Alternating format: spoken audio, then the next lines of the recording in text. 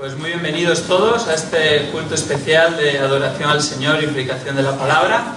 Normalmente nos reunimos en calle Colón 35, que es donde está la capilla de la Iglesia Evangélica, pero hoy, debido a cuestiones obvias de espacio, pues estamos agradecidos que podemos reunirnos aquí, no importa dónde estemos, porque la Iglesia de Cristo somos aquellos que Él salvó, y damos gracias a Dios que nos permite reunirnos de tantos lugares. Bienvenidos a todos que nos acompañéis a la conferencia, bienvenidos a aquellos que tal vez nos visitáis por primera vez o por segunda, tercera. Sabemos que vosotros vais a venir aquí a alabar al Señor con nosotros, si así os place, y sois bienvenidos en cualquier momento también en calle Colón 35.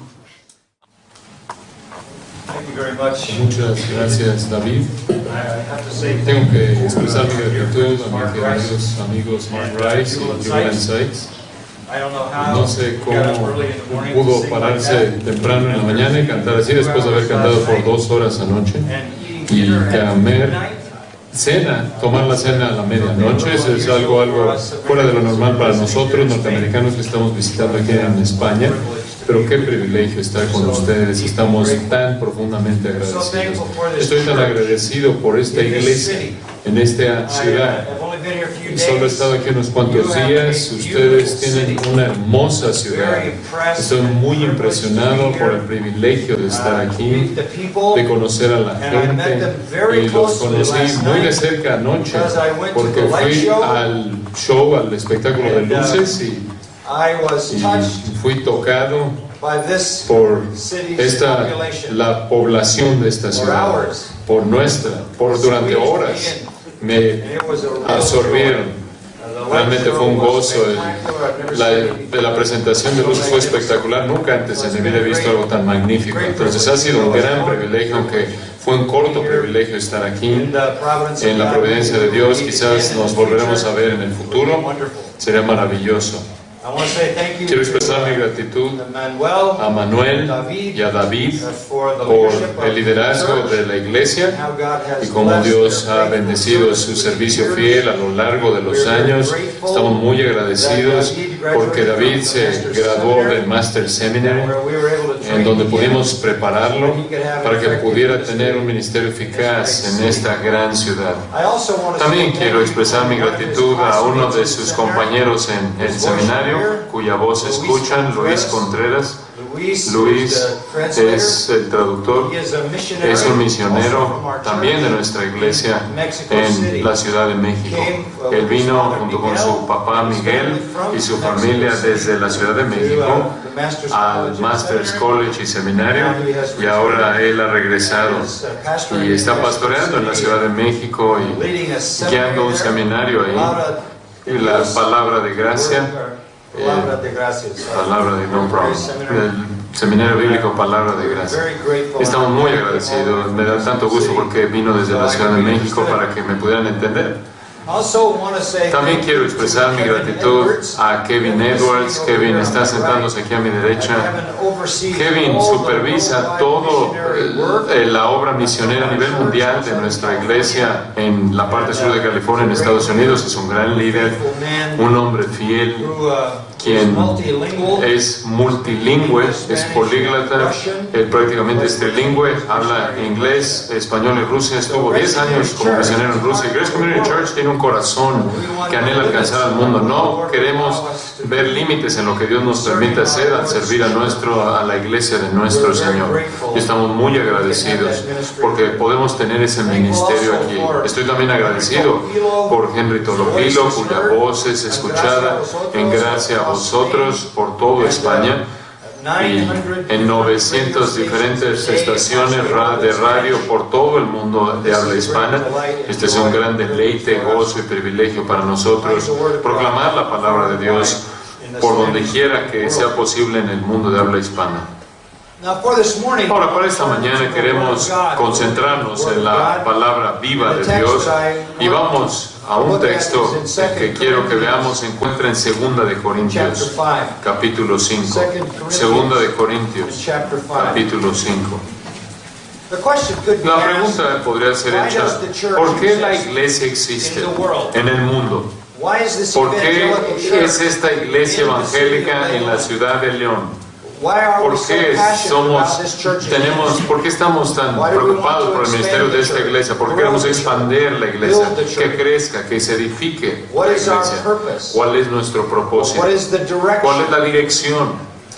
Y la respuesta a ello se encuentra en una porción de las Escrituras que el apóstol Pablo escribió bajo la inspiración del Espíritu Santo. Y quiero leérselas. Luis va a leer 2 Corintios 5, versículos 17 al 21. 5, 17 al 21. De modo que si alguno está en Cristo, nueva criatura es. Las cosas viejas pasaron. He aquí todas son hechas nuevas. Y todo esto proviene de Dios, quien nos reconcilió consigo mismo por Cristo, y nos dio el ministerio de la reconciliación. Que Dios estaba en Cristo reconciliando consigo al mundo, no tomándoles en cuenta a los hombres sus pecados, y nos encargó a nosotros la palabra de la reconciliación. Así que somos embajadores en nombre de Cristo, como si Dios rogase por medio de nosotros. Os rogamos en nombre de Cristo, reconciliaos con Dios. Al que no conoció pecado, por nosotros lo hizo pecado, para que nosotros fuésemos hechos justicia de Dios en él. Esa es la afirmación de la misión de la iglesia en el mundo. Notarán ahí en el versículo 20 la palabra embajadores. Esa es una palabra muy importante, una palabra que define a la iglesia. Somos embajadores de Cristo. Es un término muy rico. Un embajador es una persona que se encuentra en una tierra extranjera, en una nación extranjera, que representa un poder a un gobierno extranjero, un mensajero, un representante. No tiene su propio mensaje, no tiene su propia autoridad, no tiene una autoridad propia, sino que más bien tiene la autoridad del monarca de su país, que es soberano, y él tiene un mensaje que tiene que entregar por el nombre del rey. Y un embajador es enviado por el rey para proclamar el mensaje del rey, el mensaje del gobernante o del soberano, que tiene el derecho de mandar al pueblo. Y dichos deberes en el pueblo en el día de Pablo era muy común. Los gobernantes y reyes tenían embajadores que iban al pueblo y le daban al pueblo el mensaje del rey. En muchos casos era un rey que extendía su reino y ahora declaraba su voluntad al pueblo de su nuevo dominio. Esto es lo que somos, esto es lo que los creyentes somos, esto es lo que los verdaderos cristianos somos. Somos embajadores. Venimos del Rey Celestial, de parte del Rey Celestial, del reino celestial. No tenemos un mensaje propio. Este no es un mensaje humano. Venimos a hablar en nombre del gran soberano mismo, el Rey de Reyes, el Señor de Señores, Jesucristo. Y su palabra es nuestro mensaje. Cuando llegas a la iglesia del Señor Jesucristo, la verdadera iglesia del Señor Jesucristo, escucharás de Dios, de parte de Dios, escucharás el mensaje que el Rey quiere que se declare. No escucharás un mensaje tradicional, esto es de la tradición o de la filosofía. No escucharás un mensaje producido por inteligencia humana, no tiene que ver con el ingenio humano. Lo que es nuevo, Dios hablará, porque somos sus mensajeros, sus embajadores trayendo su mensaje. Tenemos el honor de proclamar su mensaje. Ahora, ¿cuál es su mensaje? ¿Qué consiste? Una palabra revela ese mensaje en este pasaje y aparece 5 veces. Como lo leía Luis, lo escucharon. Es la palabra reconciliarse o reconciliación. 5 veces esa palabra ha aparecido en este pasaje. En el versículo 18, reconcilió y reconciliación. En el versículo 19, reconciliando y reconciliación. En el versículo 20, reconciliaos. Claramente, ese es la enseñanza clave de este pasaje. Nuestro ministerio en esta ciudad y por todo el mundo, el ministerio de los embajadores de Jesucristo, es decirle a los pecadores que pueden reconciliarse con Dios. Esa es la gran noticia del Evangelio. El mensaje más importante que cualquier persona puede dar, el mensaje más importante que cualquier persona puede escuchar. Tú puedes reconciliarte con Dios. Algunas veces cuando la gente me pregunta a qué me dedico, le puedo decir esto: mira, yo tengo un gran trabajo. Mi trabajo consiste en decirle a los pecadores que pueden reconciliarse con Dios. ¿Estás interesado? Estaba en un vuelo, en un avión en Estados Unidos, y estaba sentado en el asiento de medio, y junto a mí había un hombre que obviamente era árabe y tenía mi Biblia y estaba escribiendo, tomando algunas notas porque iba a hablar en una conferencia, y me veía y volteaba a verme y me veía y me veía, y finalmente él dijo: disculpe, señor, ¿es esa una Biblia? Y le dije: sí, es una Biblia. Y me dijo: ¿le puedo hacer una pregunta? Me dijo: yo acabo de llegar a Estados Unidos, yo vengo de Irán. En mi país todo el mundo es del Islam, todo el mundo es musulmán. Solo hay una religión. Pero en Estados Unidos hay muchas religiones. Es muy confuso para mí. Entonces, por favor, señor, ¿podría usted decirme cuál es la diferencia entre un católico, un protestante y un bautista? Y no sé por qué él escogió a los bautistas. Entonces le dije: claro. Entonces le expliqué el sistema externo, la religión externa sacramental, religiosa, ritualista, y después la reforma protestante y la recuperación del verdadero evangelio, y como una persona en Cristo solamente, por gracia solamente, por fe únicamente podía reconciliarse, y coloqué a los bautistas en la categoría apropiada. Y esto abrió la puerta para mí. Entonces le dije: ¿le puedo hacer una pregunta, señor? Claro. Y le dije, y yo conocía la respuesta, pero quería oírla de él. Y yo le pregunté: ¿acaso los musulmanes pecan? Oh, sí. Y le dije: ¿tienes muchos pecados? Muchos pecados. Tenemos tantos pecados que ni siquiera conozco todos los pecados.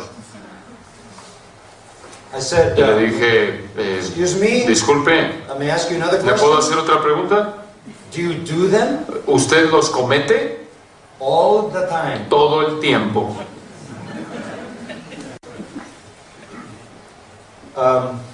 ¿Y qué es lo que Allah piensa acerca de que usted peque todo el tiempo? Le pregunté. Es muy malo. Él dijo: yo podría irme al infierno para siempre. Hay un infierno en el Islam. Yo podría irme al infierno para siempre. Le dije: ¿por qué no deja usted de pecar? Le dije: no puedo. De hecho, estoy volando hacia Texas en este momento para pecar más. Le dije: ¿qué? Sí, conocí a una muchacha cuando estaba emigrando a Estados Unidos y planeamos pecar más. Fue bastante honesto, la verdad. Y después dijo lo siguiente: yo espero que el Dios, Al-Ilah, ese es el verdadero título, Al-Ilah, yo espero que el Dios me perdone a mí. Entonces le dije: no te va a perdonar. No te va a perdonar. ¿Por qué te va a perdonar? ¿Quién eres? ¿Por qué debe perdonarte? ¿Qué obligación tiene? Y me repitió lo mismo: espero que el Dios me perdone. No hay perdón En el Islam no hay arrepentimiento, no hay salvación. La única manera en la que puedes llegar al cielo, con toda seguridad, es ser un mártir en un yihad. Entonces le dije, ¿puedo presentarte unas buenas noticias? ¿Darte unas buenas noticias? Podrías ser perdonado. Y tú puedes ser reconciliado, te puedes reconciliar con Dios. Y me dijo, ¿cómo? Y le presenté el Evangelio. Aquí es llamada la palabra de la reconciliación. Ahora, y le expliqué todo el Evangelio a este hombre. Y el hombre me dio su dirección, le di algunos materiales. Nunca escuché de él otra vez. Pero creo que pude haber afectado un poco su fin de semana.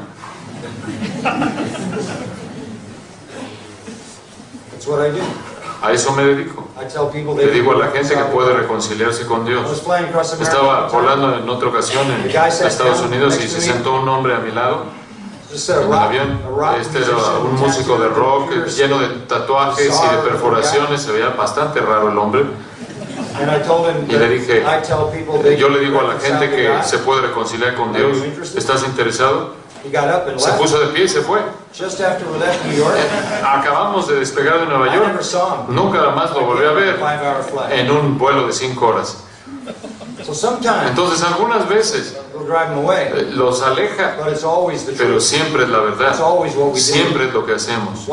¿Por qué esta iglesia existe en esta ciudad? Para decirle a los pecadores que pueden reconciliarse con un Dios santo, el Dios mismo que ellos ofenden por sus pecados diariamente.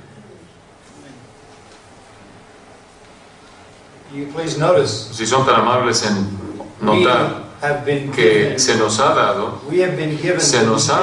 el ministerio de la reconciliación. Eso es lo que hacemos. Versículo 18 y versículo 19. El ministerio de reconciliación está basado en la obra, el mensaje de reconciliación. Esta es la razón por la que es llamada el Evangelio, porque estas son buenas noticias. Los pecadores culpables pueden ser reconciliados con el Dios Santo a quien continuamente ofenden. Quiero darles varias cosas en las que pueden pensar con respecto al mensaje de la reconciliación. Muy bien. Número 1. La reconciliación es por la voluntad de Dios. Es por la voluntad de Dios. Esto es tan importante de entender. Regresemos al versículo 18. Y todo esto proviene de Dios. ¿Qué cosas? ¿Qué es esto? Las cosas en el versículo 17, de modo que si alguno está en Cristo, nueva criatura es. Las cosas viejas pasaron y aquí todas son hechas nuevas. Todas las cosas nuevas que vienen en la salvación, regeneración, nuevo nacimiento, redención, conversión, todas esas cosas nuevas son de Dios. La reconciliación es por la voluntad de Dios. Esto es repetido. Observa el versículo 19. Es Dios quien estaba en Cristo reconciliando. Versículo 20. Es Dios haciendo una apelación, rogando por medio de nosotros. Permítame decirte algo. Un Dios que se reconcilia, un Dios que busca reconciliarse, que por naturaleza busca y salva pecadores. Esto es algo que no se conoce en la religión. Esto no se conoce, es desconocido en la religión. Puedes tomar la historia de la religión y lo he estudiado a lo largo de los años y puedes ver y analizar todas las deidades que se han manufacturado por los hombres y los demonios, y prácticamente cruzan un espectro a lo largo de un espectro que va de lo indiferente a lo hostil, y todos los puntos que se encuentran en medio de estos dos extremos. Pero nunca encontrarás fuera de las Escrituras, de la Biblia, un Dios que por naturaleza es un Dios perdonador, amoroso, reconciliador. Encontrarás a dioses de indiferencia, como en el Antiguo Testamento, la ilustración de Elías en el Monte Carmelo. Y Elías le dice a los profetas de Baal: vamos a tener una competencia, un concurso, vamos a ver quién es Dios. Vamos a hacer un altar y veamos quién envía fuego. Ustedes oren a Baal y yo oraré al Dios verdadero, y veremos quién responde. Y los profetas de Baal comienzan a orar. Y claro que Baal no existe. No hay un Dios. Hay una fuerza demoníaca que prácticamente está siendo el que representa a Dios Baal, pero nada sucede. ¿Y qué es lo que Elías dice? Quizás tu Dios está durmiendo. Quizás está de vacaciones. Eso es indiferencia. Realmente no se preocupa por ti. No le preocupa tus oraciones. Eso es algo típico de los dioses, que francamente es ala, impenetrable, intocable, indiferente, no interesado. El espectro prácticamente lleva al otro polo en la religión, a la hostilidad. Regresemos a Israel una vez más. Digamos que tú adorabas a Moloch o Molech. Moloch estaba enojado con la gente todo el tiempo, de acuerdo a ese sistema religioso, y la única manera en la que podías hacer que Moloch estuviera en paz contigo, lo apaciguaras, era tomar a tu bebé y quemar a tu bebé matándolo en un altar. Y entonces podías apaciguar a Moloch. Él demandaba un sacrificio de infantes. En la historia de las religiones del mundo tienes a dioses desinteresados, apáticos, indiferentes, y tienes a deidades hostiles, crueles, homicidas y todo tipo de cosas en medio de estos dos polos. Pero nunca, si estudias la historia de las religiones del mundo, nunca encontrarás a un Dios hecho por los hombres o los demonios, que por naturaleza es un Dios amoroso, misericordioso, que busca reconciliarse. Dios nuestro Salvador, quien quiere que todos los hombres sean salvos y vengan al conocimiento de la verdad. Dios de tal manera amó al mundo que dio a su Hijo unigénito para que todo aquel que en él cree no se pierda, mas tenga vida eterna. La Biblia celebra el hecho de que Dios es un Dios salvador. Y yo sé que lo que los críticos han dicho: bueno, ¿qué hay acerca del Antiguo Testamento? ¿Qué hay acerca del Dios del Antiguo Testamento que le dice a los israelitas que aplasten a los cananeos? ¿Qué hay acerca del Dios que ahoga al ejército egipcio? ¿Qué hay acerca del Dios que abre el suelo y se traga a la gente? ¿Y qué hay acerca de Dios que cuando unos jóvenes dicen: oh, calvo, un profeta envía osos del bosque para despedazarlos? ¿Qué tipo de Dios es ese? ¿Qué tipo de Dios es ese? ¿Qué tipo de Dios quita la vida? ¿Qué tipo de Dios ahoga al mundo entero? En el diluvio. Un Dios justo. Pero ¿recuerdas que antes del diluvio, durante 120 años, Noé fue un predicador de justicia, diciéndole a ese mundo entero que podía reconciliarse con Dios si confiaban en Él, y lo rechazaron? Puedes ver el Antiguo Testamento de una manera diferente. La pregunta no es por qué tantas personas murieron. Esa no es la pregunta. La pregunta es por qué alguien vivió. ¿Por qué una persona vivió?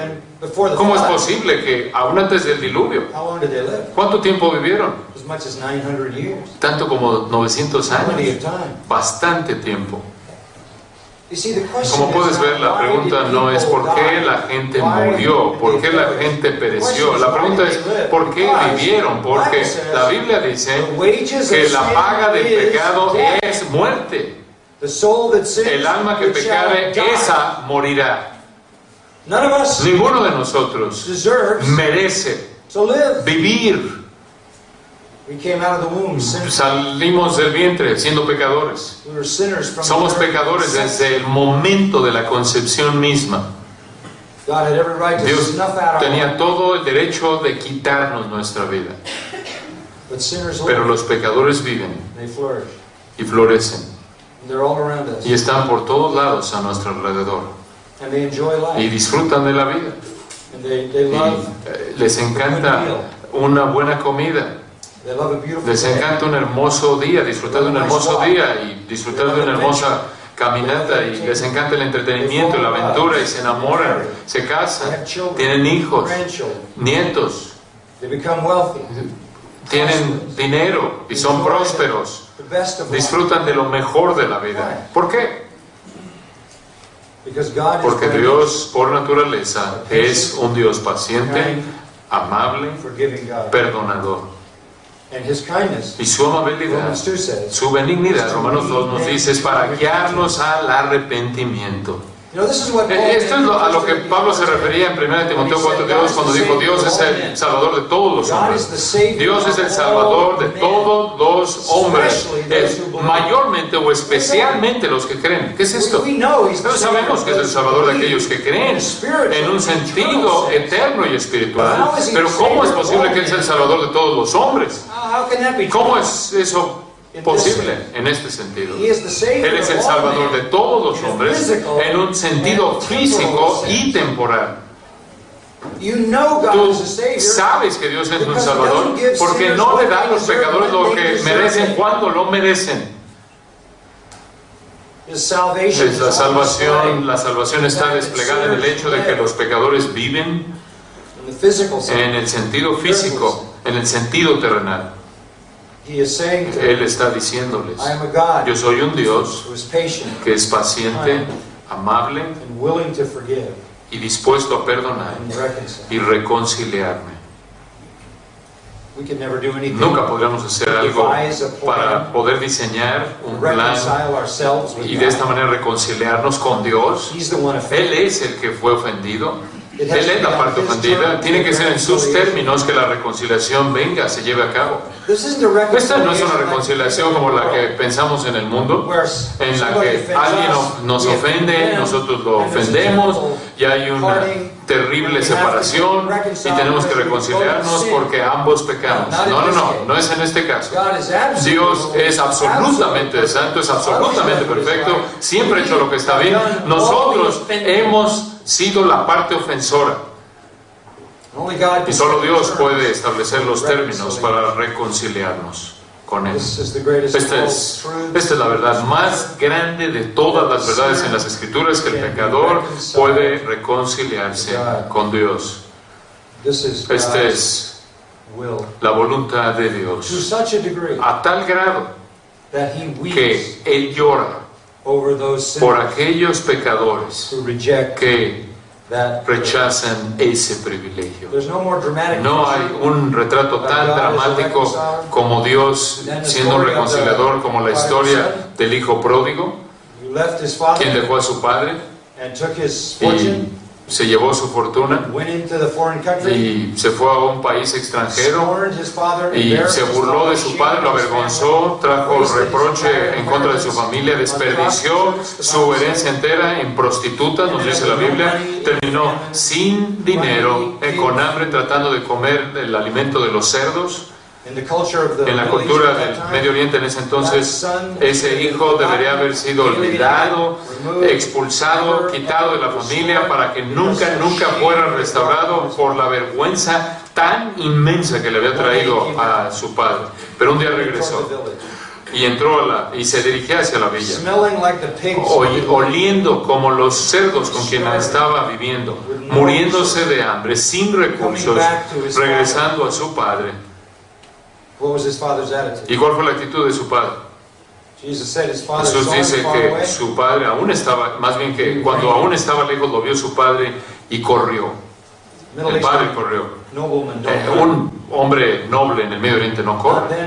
No en ese entonces y tampoco hoy en día. Porque la túnica baja hasta el piso y mostrar sus piernas es una muestra de vergüenza. Se mueven con cuidado, con elegancia. Este hombre se levantó la túnica y corrió, y por lo tanto a los ojos de todos los que lo vieron trajo vergüenza sobre sí mismo. Y cuando llegó ese niño, se echó sobre su cuello y le besó por toda la cabeza, le puso un anillo en su dedo y le puso calzado y lo cubrió con su propia túnica. Ese hombre retrata a Dios abrazando a un pecador para reconciliar a ese pecador. No hay un retrato más hermoso en la Biblia de Dios como un Dios reconciliador. La reconciliador es, más bien la reconciliación es por la voluntad de Dios. Número 2. Es por el acto del perdón. Es por el acto del perdón. ¿Cómo puede ser?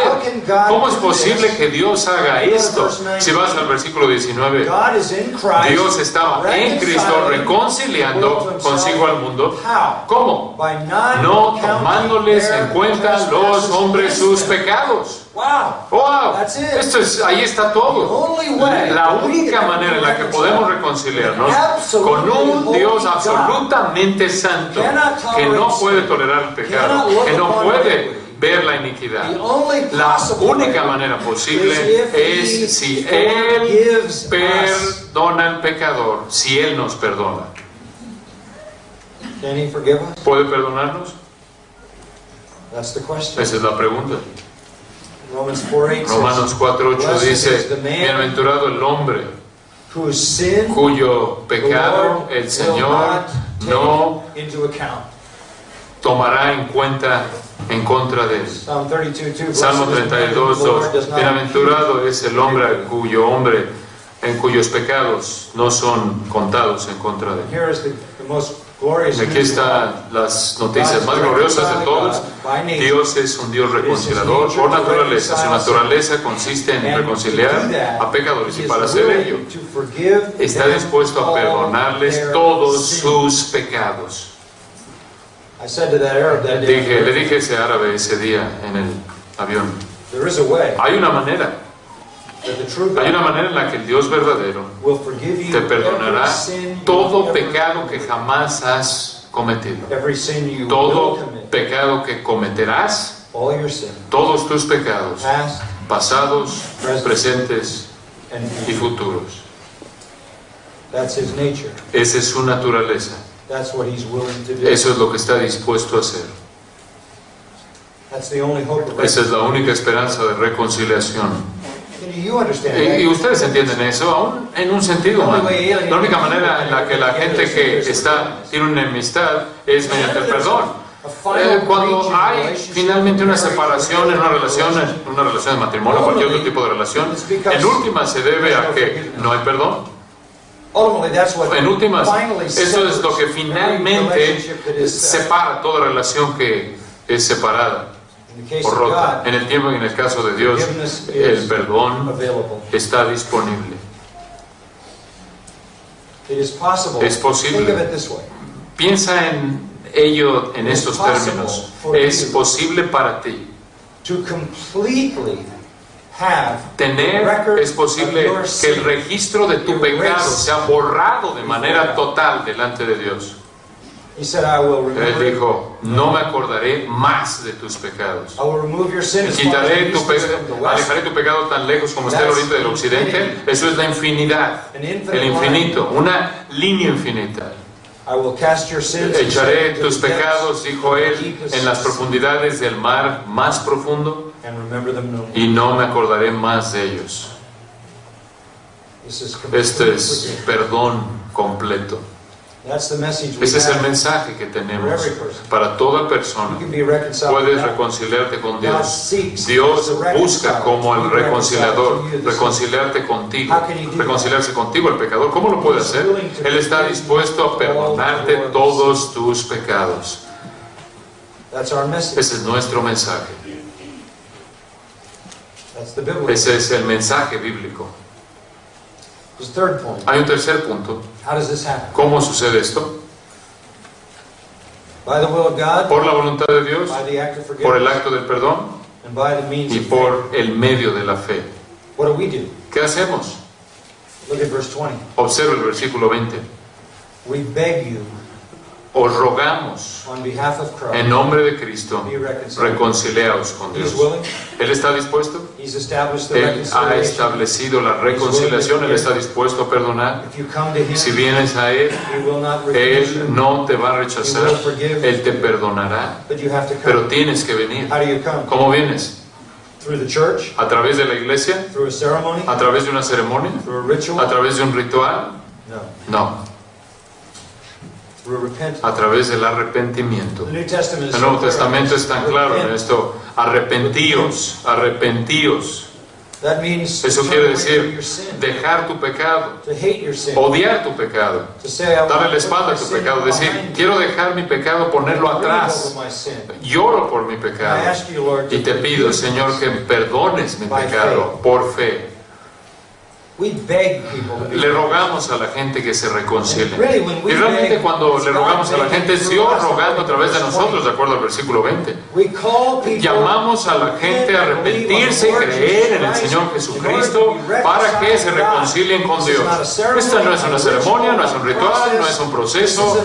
Este es un acto de fe penitente. Y hay tanto que podría decirse acerca de eso, obviamente. Pero ese es lo difícil. Esta es la parte difícil, porque los pecadores no quieren dejar su pecado. ¿Se acuerdan cuando Jesús en Lucas 4 fue a su propia ciudad, ahí en su pueblo Nazaret? Había estado fuera, creció allí, 30 años de su vida en esencia. Todo el mundo lo conocía. No tenía pecado, era un joven perfecto, un niño perfecto, perfecto su vida entera. Ese fue su ciudad, una villa, un pueblo pequeño llamado Nazaret, y regresó. Después de que comenzó su ministerio, a la edad de 30 años, él llegó al pueblo, entró a la sinagoga en la que había crecido, todo el mundo lo conocía, su familia extendida, sus amigos, vecinos. Se puso de pie y les declaró, yo soy el Salvador, yo soy el Mesías. Y dijo, he venido a predicar las buenas nuevas de salvación a ustedes. Y después dijo lo siguiente, citando Isaías 61, las buenas nuevas son únicamente para los pobres, los cautivos, los ciegos y los oprimidos. Eso es lo que dijo. Él dijo, vengan a los pobres, aquellos que están en cautividad, en esclavitud, aquellos que están ciegos, aquellos que están oprimidos. ¿De qué estaba hablando aquí? No está hablando de algún tipo de estatus social.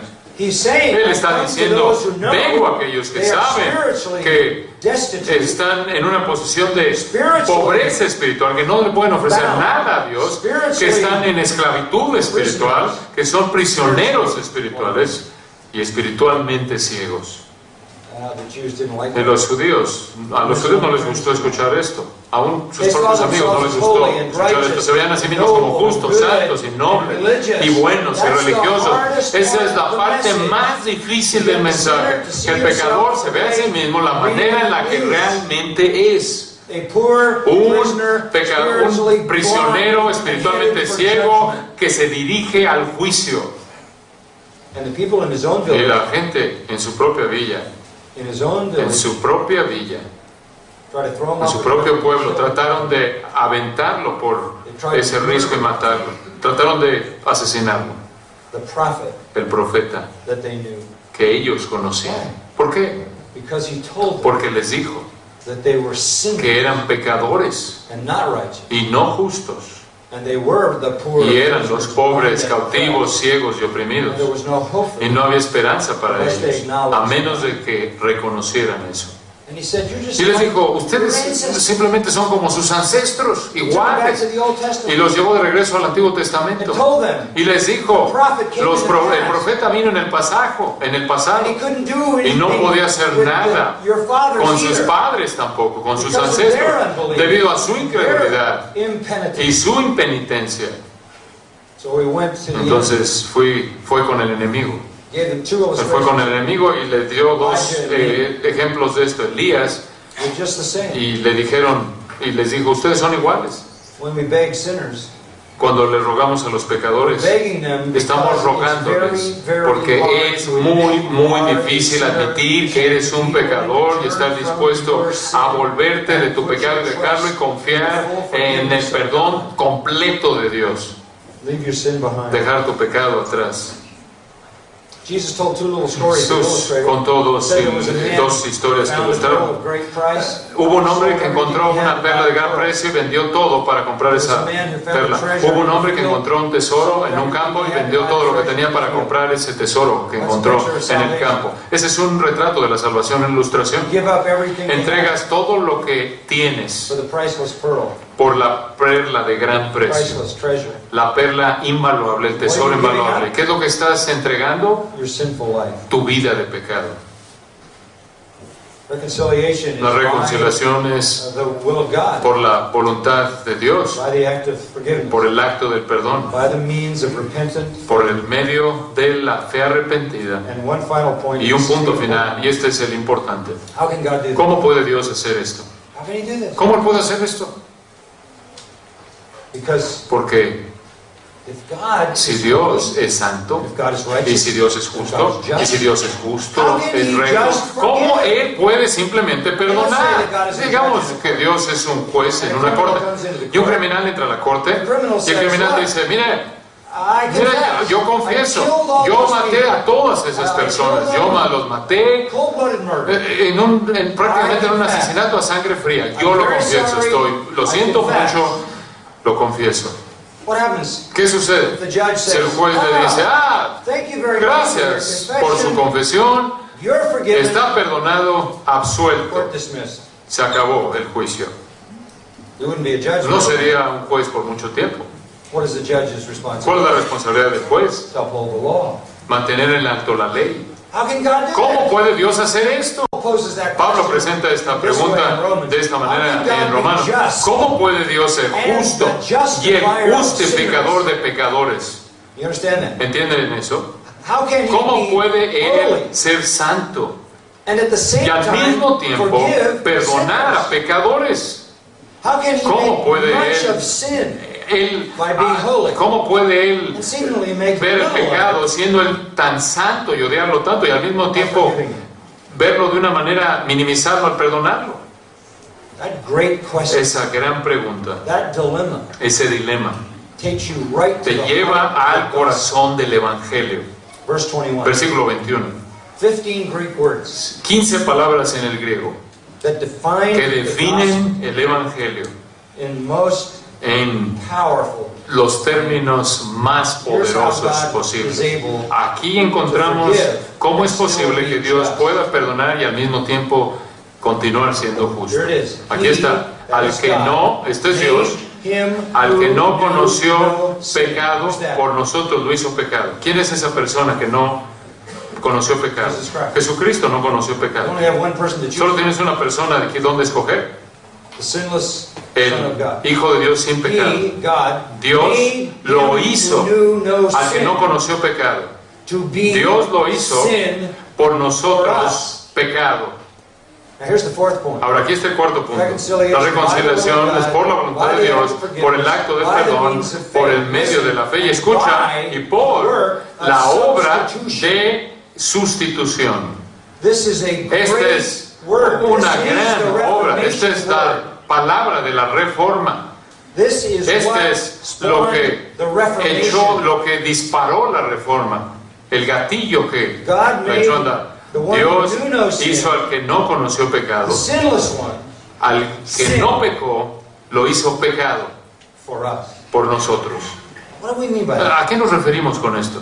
Bueno, algunas personas dicen que Jesús en la cruz se convirtió en un pecador. Eso es blasfemia. Él fue un cordero sin mancha, sin pecado. Esa es la razón por la cual clamó en la cruz: Dios mío, ¿por qué? ¿Por qué? No hay por qué, si Él es culpable. Él es el santo, justo, puro, sin mancha, apartado de los pecadores, cordero sin mancha. Él es tan perfecto en la cruz como siempre lo ha sido, antes y después, eternamente. Bueno, ¿a qué se refiere? ¿Qué quiere decir? Que Dios lo hizo pecado. Escucha con atención. En este sentido únicamente, Dios trató a Jesús como si Él personalmente hubiera cometido todo pecado jamás cometido por toda persona que creería, aunque Él no cometió ni uno de ellos. Eso es sustitución. Dios trató a Jesús como si Él hubiera cometido personalmente todo pecado jamás cometido por toda persona que creería. Y Dios castigó a Cristo por todos esos pecados. Eso es lo que quiere decir, que Él llevó en su propio cuerpo nuestros pecados en la cruz. Como Pedro lo expresó, o como Pablo lo expresó, Él se convirtió en una maldición por nosotros. Piensa en esto de la siguiente manera. En la cruz, Dios castigó a Jesús por pecadores en su lugar. Eso es sustitución. Nuestros pecados fueron imputados en Él y Él fue castigado por ellos. Ahora, permíteme decirte algo fascinante de esto. Los pecadores mueren fuera de la salvación y pasan una eternidad de tormento en el infierno, para siempre en el infierno, y un pecador que está ahí para siempre en el infierno, toda la eternidad en el infierno, nunca paga sus pecados. Todos los pecadores en el infierno, en toda la eternidad, nunca terminan de pagar la deuda. ¿Cómo es posible que Jesús en la cruz, en un día, 3 horas de oscuridad, de tinieblas, pagó de manera total los castigos eternos de todos los que creían en Él? Aquí está la respuesta. Porque Él era una persona infinita. Él podía absorber castigo infinito.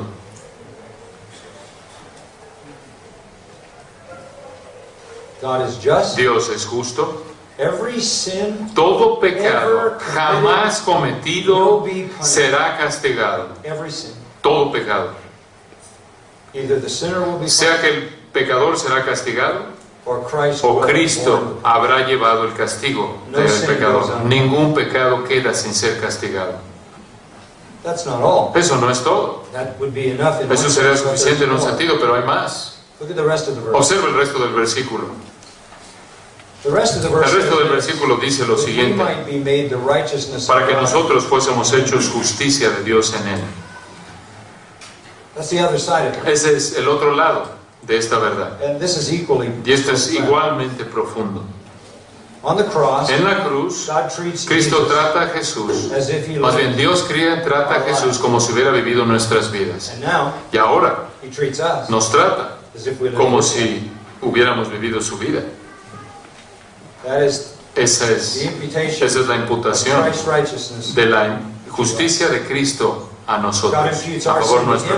Dios le imputa nuestro pecado a Él en la cruz y después imputa o nos acredita su justicia a nosotros. Dios lo trató como si viviera tu vida, como si hubiera vivido tu vida, y ahora te trata a ti como si tú vivieras su vida.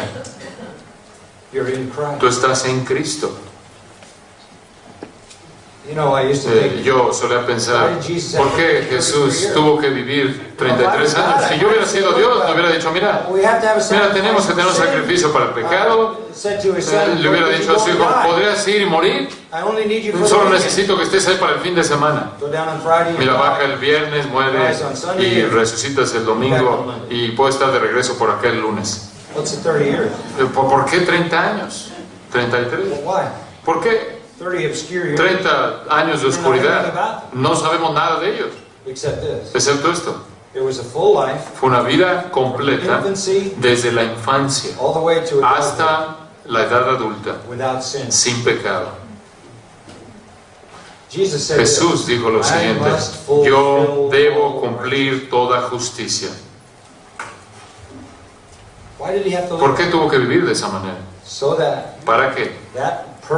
Esa vida perfecta pudiera ser acreditada a tu cuenta.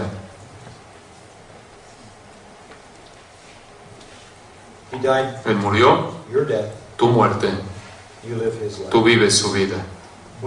Cuando vienes delante de Dios, no habrá condenación, porque será como si tú vivieras la vida perfecta de Jesucristo. Estas son las buenas nuevas. Esta es la razón por la que existimos. Esta es nuestra misión. El mensaje de la reconciliación con Dios.